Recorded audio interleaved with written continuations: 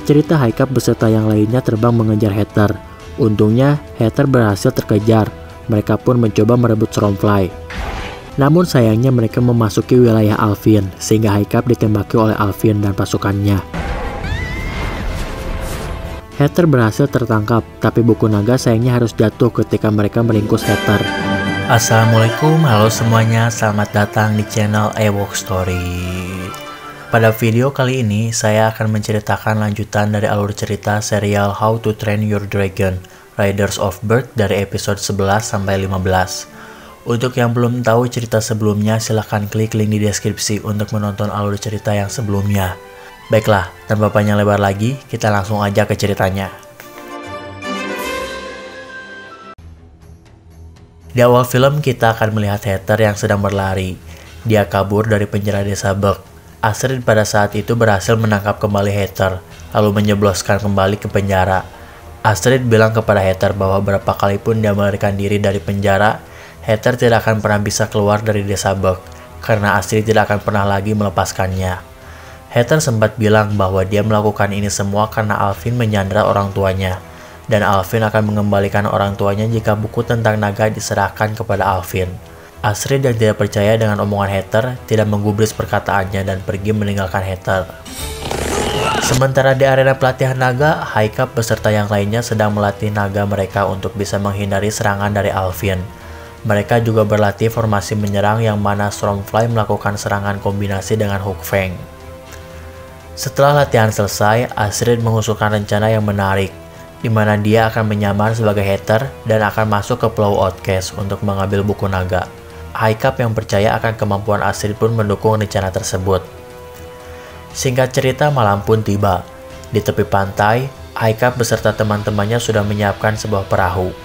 Dari kegelapan, muncul seorang gadis. Tafnat dan Rafnat menyangka itu adalah Heather dan langsung menangkapnya. Astrid langsung menjungkirkan mereka berdua dan memberitahu mereka bahwa dia sedang menyamar. Semua orang yang berada di situ pun kaget tatkala melihat Astrid yang mirip dengan Heather. Lalu setelah itu, Astrid pun berlayar.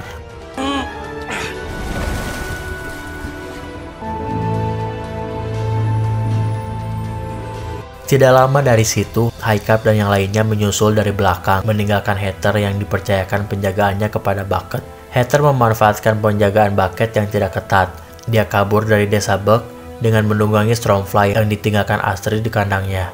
Kembali lagi kepada Astrid yang menyamar. Dia sampai di Pulau Outcast dan disambut oleh Savage. Permintaan Astrid yang ingin mengambil buku naga sempat ditolak oleh Savage karena mereka menganggap bahwa menggunakan buku naga sangatlah mudah. Namun ternyata Alvin dan anak buahnya tidak bisa menerjemahkan maksud dari penjelasan setiap karakteristik naga di buku tersebut, sehingga Astrid yang menyamar pun disuruh oleh Alvin untuk mempraktikkan cara menjinakkan naga di pagi harinya.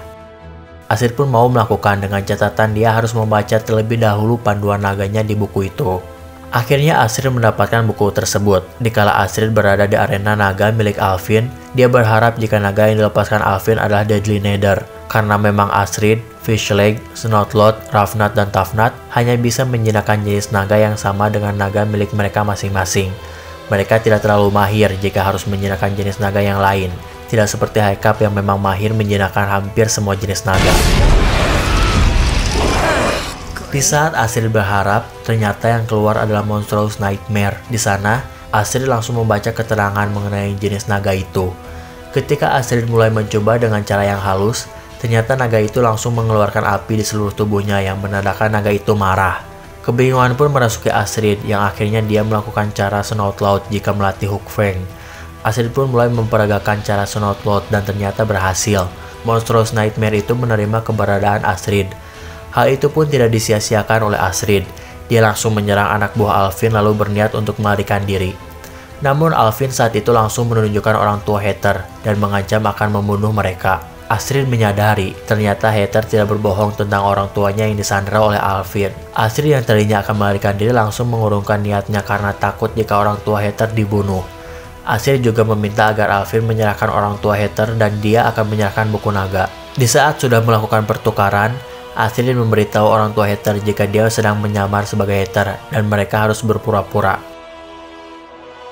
Namun sayangnya Alvin akhirnya mengetahui penyamaran tersebut ketika Astrid akan merebut kembali buku naga. Pada saat itu juga, Alvin mengetahui rencana Astrid yang akan bertemu dengan High-Cap di tebing jika sudah mendapatkan buku naga.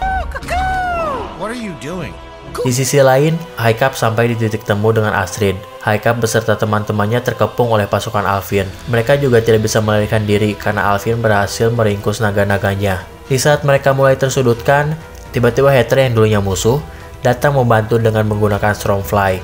Pertarungan pun berbalik karena High-Cap beserta yang lainnya mempraktikkan strategi baru mereka, sehingga senjata ketapel Alvin tidak dapat menghentikan mereka. High-Cap dan teman-temannya setelah mendapatkan buku naga dan orang tua Heather, tidak berlama-lama di Pulau Outcast. Mereka terbang menjauh untuk pulang ke desa Buck. Alvin yang tidak ingin menyia-nyiakan kesempatan, menaruh CV jadi ketapel dan melemparkannya ke arah Astrid.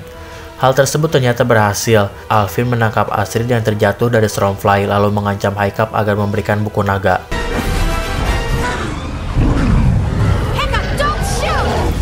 Pada saat itu Astrid meminta High-Cap untuk merelakannya dan biarkan Alvin menjatuhkan dirinya. Dengan berat hati High-Cap pun mengikuti instruksi Astrid. Ternyata, Monstrous Nightmare yang sebelumnya dijinakan Astrid datang menyeruduk Alvin. Lalu mereka pun berhasil kabur dan kembali ke desa Buck. Alvin yang melihat hal tersebut semakin terobsesi dengan High-Cap dan jadi ingin menculik High-Cap agar dia bisa mengajarkan cara mengendalikan naga. We need that boy. Di desa Buck, Stoic memberi Heather beserta orang tuanya perahu baru untuk melanjutkan perjalanan mereka. Heather pada saat itu meminta maaf dan sangat berterima kasih kepada High-Cap, Astrid, dan yang lainnya. Ever since dragons showed up on Berk, we've learned to...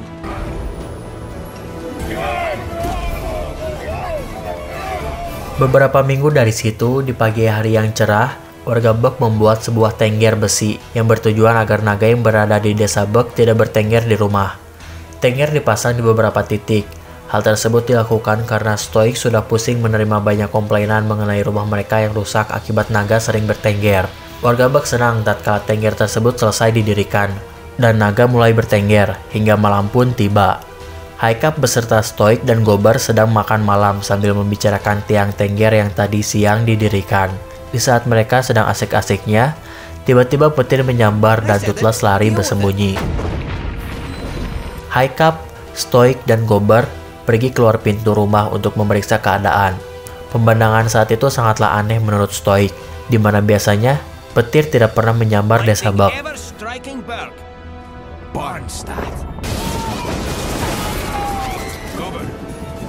Desa semakin kacau di mana petir terus menyambar sehingga rumah-rumah warga terbakar.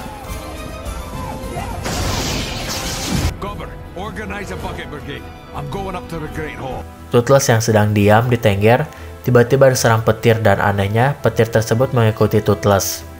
Si Aki yang melihat hal tersebut lagi-lagi mengatakan hal aneh yang memprovokasi warga di mana dia menuduh hal tersebut dikarenakan keberadaan Night Fury di desa.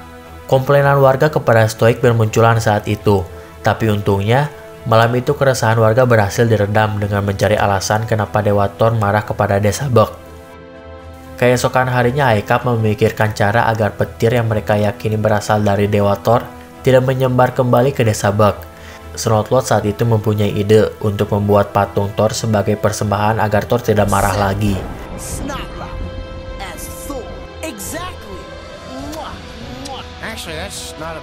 High-Cap yang menyetujui ide Snotlord mulai menempa besi-besi yang ada di desa untuk membuat patung Thor.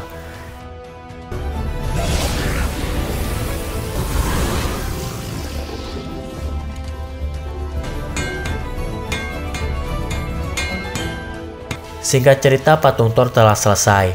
Warga desa yang melihat hal tersebut langsung kegirangan karena mereka juga yakin dengan adanya patung tersebut, Thor pasti berhenti marah. Tidak lama dari kegembiraan warga, awan hitam menghampiri yang menandakan badai akan datang. Ketika badai sedang berlangsung, tak disangka ternyata petir kembali menyambar yang bahkan petir lebih besar dari sebelumnya. Stoic dan Gober kebingungan dengan hal tersebut. Seakan-akan patung Thor sangat tidak berarti karena tidak bisa meredam petir. Gober pun mulai merasa semua itu pasti berhubungan dengan Night Fury. Dan di luar rumah Stoic, warga yang dipimpin oleh si Aki menjadi barbar. Mereka menggoda rumah Stoik untuk mengambil Toothless dan akan menumbalkannya ke Predator.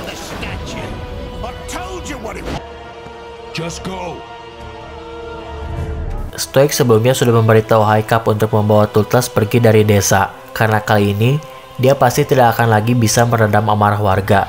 Dari belakang rumah, High Cap pergi kabur diikuti oleh petir yang terus-terusan menyambar Toothless, seakan-akan mengikuti Toothless. Di tempat yang dirasa aman, High Cap mulai menunggangi Toothless dengan niatan untuk pergi dari Pulau Snoggletog. High Cap terbang ke langit menembus awan hitam.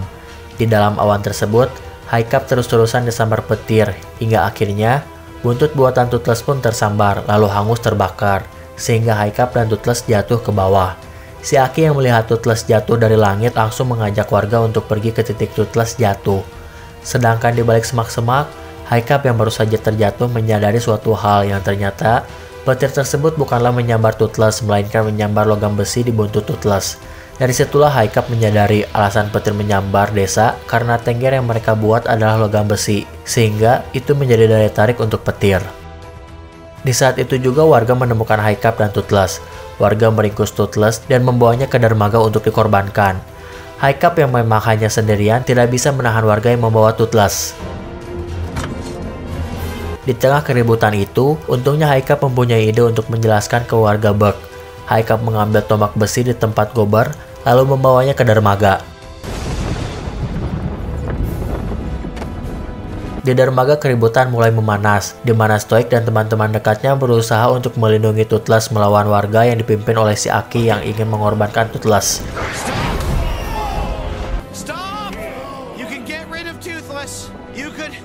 Dengan memegang tombak besi, High Cap tiba-tiba datang lalu menjelaskan kepada warga bahwa petir menyambar karena logam besi. Warga tidak percaya dengan penjelasan High Cap. Untuk meyakinkan warga, High Cap pun naik ke tiang perahu dan mengacungkan tombak besinya. Tidak lama dari situ ternyata benar, petir langsung menyambar tombaknya lalu High Cap pingsan akibat sambaran petir itu.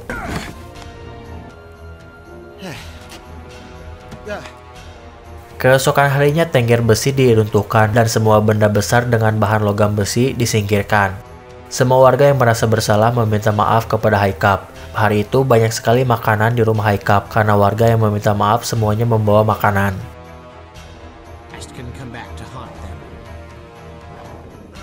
Menurut High Cap, semua orang punya masa lalu, termasuk naga. High Cap dan teman-temannya tidak tahu menahu mengenai masa lalu naga mereka masing-masing. Di malam itu, ada sesuatu yang aneh dengan tanah di desa Berk yang membuat Toothless bertingkah agresif. High Cap yang akan tidur tidak menghiraukan tingkah Toothless lalu menyuruhnya tidur. Pada pagi harinya, Stoik dikejutkan dengan kemunculan lubang di alun-alun desa. Bucket yang saat itu disuruh oleh Stoik turun ke bawah. Dia melaporkan keadaan di bawah sangatlah luar biasa, terdapat terowongan yang besar. Namun beberapa saat dari situ tiba-tiba Bucket terlempar keluar dan dia tidak mengetahui apa yang membuat dirinya terlempar. Hanya Toothless yang pada saat itu menatap terowongan tersebut dengan muka yang agresif. Dia juga turun ke bawah terowongan lalu tiba-tiba keluar seekor naga dari dalam tanah yang ternyata itu adalah naga jenis Whispering Death. Stoik dengan refleks langsung naik ke punggung tornado dan juga menyuruh seluruh penunggang naga untuk menaiki naganya. Stoik dan teman-teman High Cap pun bekerja sama untuk mengalahkan Whispering Death yang dikenal sebagai naga yang bisa menembakkan duri setajam silet. Toothless yang tadinya berada di bawah tanah tiba-tiba naik ke atas lalu menyerang Whispering Death tersebut. Pada saat naga yang lain akan membantu, Toothless menyuruh naga yang lainnya untuk mundur. Bahkan High Cap yang ingin membantu Toothless yang kesusahan untuk terbang disuruh mundur oleh Toothless. Pertarungan Toothless dengan Whispering Death tersebut pun berlanjut. Di tengah pertarungan, Stoik menyuruh Gober untuk menembakkan ketapel karena memang naga yang lain tidak ingin ikut menyerang setelah disuruh mundur oleh Toothless. Lalu ketika ada kesempatan, Gober menembakkan ketapelnya lalu berhasil mengenai Whispering Death tersebut. Whispering Death pun kabur setelah sinar matahari mulai menerangi desa Berk. Toothless saat itu mendapatkan luka dari tembakan duri Whispering Death. Haikap dan teman-temannya kebingungan saat itu. Mereka tidak mengerti kenapa Toothless melakukan hal seperti tadi. Lalu ketika malam hari di saat Haikap sudah tidur, ternyata Toothless diam-diam pergi mencari Whispering Dead untuk meneruskan perkelahian mereka.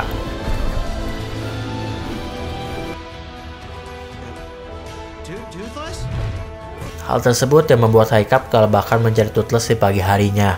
Haikap pun meminta bantuan teman-temannya untuk mencari Whispering Dead. Karena Haikap berniat untuk menjinakkannya, lalu melatihnya agar tidak berkelahi lagi dengan Toothless. Dia juga mencari tahu terlebih dahulu kelemahan dari Whispering Dead. Setelah semuanya siap, Haikap dan teman-temannya berangkat.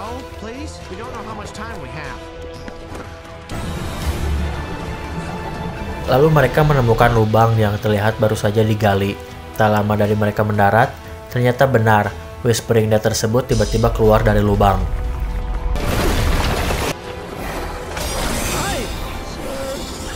Haikap yang melihatnya tidak menyia-nyiakan hal tersebut. Haikap menghampiri Whispering Dead lalu menjulurkan tangannya. Sayangnya ajakan pertemanan Haikap tidak berhasil.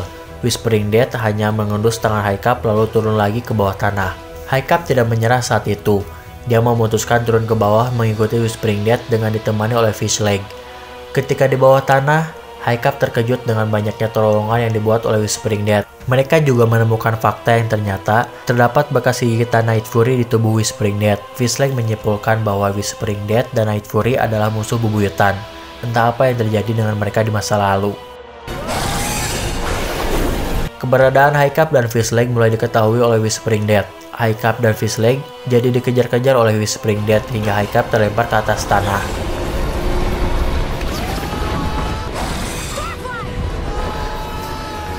Ketika Haikap mencoba kembali untuk menjinakkan Whispering Dead, kali ini naga itu malah mengamuk lalu menyerang mereka. Naga lain tidak bisa membantu karena sebelumnya terkena rumput yang membuat mereka lemas. Di saat Haikap akan tergigit, tiba-tiba Toothless datang lalu menerkam Whispering Dead. Dari situ pun pertarungan antara Toothless dengan Whispering Dead berlanjut.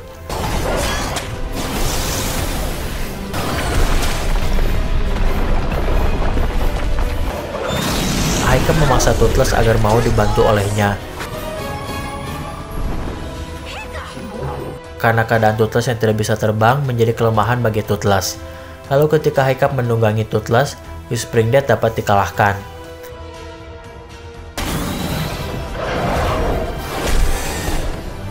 Di saat Toothless akan membunuh Whispering Dead, Haikap mencegahnya dan Toothless pun melepaskannya, lalu Whispering Dead pun pergi dari Pulau Snaggletog. Pagi yang cerah untuk jiwa kalian yang sepi. Haikap dan teman-temannya seperti biasa di pagi itu terbang bersama-sama. Kali itu Fishleg yang jatuh karena tabrakan dengan si kembar menjadi pusat perhatian di mana dia menggunakan bahasa isyarat kepada Midlag untuk menyelamatkan si kembar yang hampir jatuh dari pohon. Haikap yang melihat Fishleg memutuskan materi latihan terbaru mereka yaitu melatih naganya masing-masing untuk menggunakan bahasa isyarat. Arena pelatihan pun menjadi tempat mereka mempraktekkan latihannya. Namun tidak dengan si kembar, karena memang mereka tidak pernah akur. Hari itu pun mereka terus cekcok hingga akhirnya mereka berpisah dan Zippleback malah ikut bertengkar. Di sisi lain kita akan melihat Stoic yang sedang bersiap-siap karena hari itu adalah hari penandatanganan perjanjian tahunan dengan suku Berserker. Isi dari perjanjian tersebut adalah sebuah gencatan senjata yang sudah berlangsung 50 tahun, sehingga dalam kurun waktu 50 tahun, Desa Bug tidak pernah berperang dengan suku Berserker. Stoic menyuruh Haikap agar menyembunyikan semua naga yang berada di Desa Bug. Karena jika Berserker mengetahui Desa Bug bisa mengendalikan naga, hal tersebut dapat menyulut perang dan Stoic tidak menginginkan hal tersebut. Singkat cerita, Haikap dan teman-temannya menggiring semua naga untuk dipindahkan ke pulau terdekat untuk sementara. Di saat mereka sedang terbang bersama, tiba-tiba muncul Zippleback milik si kembar dari arah berlawanan. Zippleback itu tidak ada yang mengendarai. Fishleg dan Snotlot mencoba untuk mengendalikan Zippleback, namun mereka ternyata tidak kuat menahan gas yang keluar dari Belch.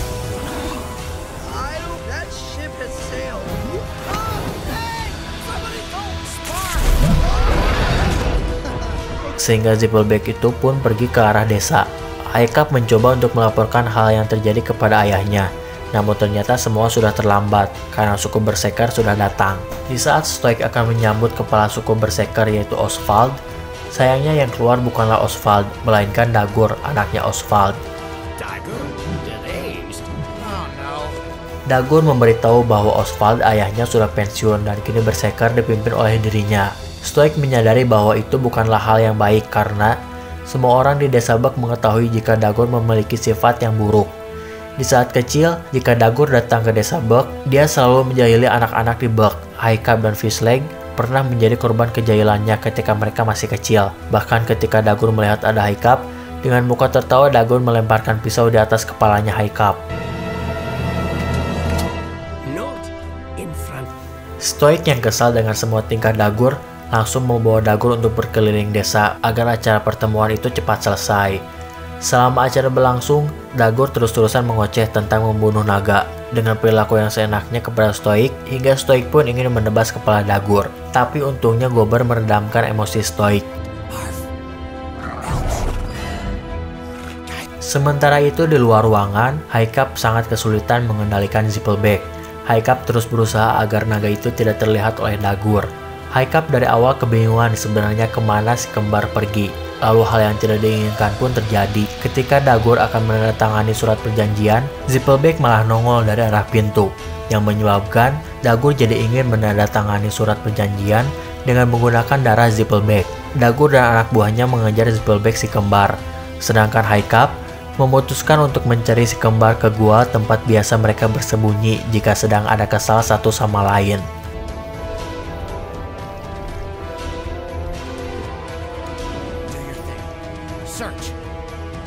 Ketika masuk ke dalam gua, ternyata perkiraan Haikap benar, si kembar berada di gua tersebut.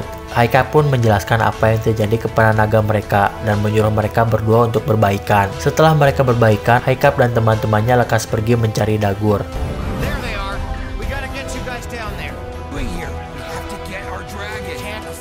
Di sisi lain, Dagur ternyata mendapatkan Zippelbeck si kembar. Dagur mengajak Stoic untuk memotong kedua kepala Zippelbeck berbarengan dengan alasan ingin membunuh naga itu di arena, sehingga ketika itu Zippelbeck si kembar pun dibawa ke arena.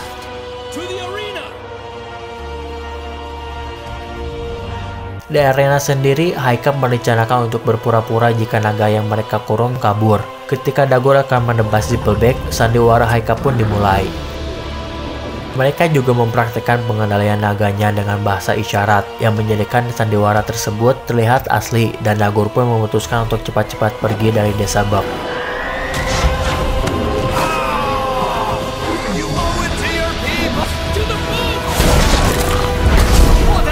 Lalu setelah itu episode ke-15 pun selesai. Terima kasih sudah menyaksikan konten dari Ewok Story. Silahkan subscribe agar kalian tidak ketinggalan update-annya. Baiklah, selamat menjalankan aktivitas dan sampai jumpa lagi.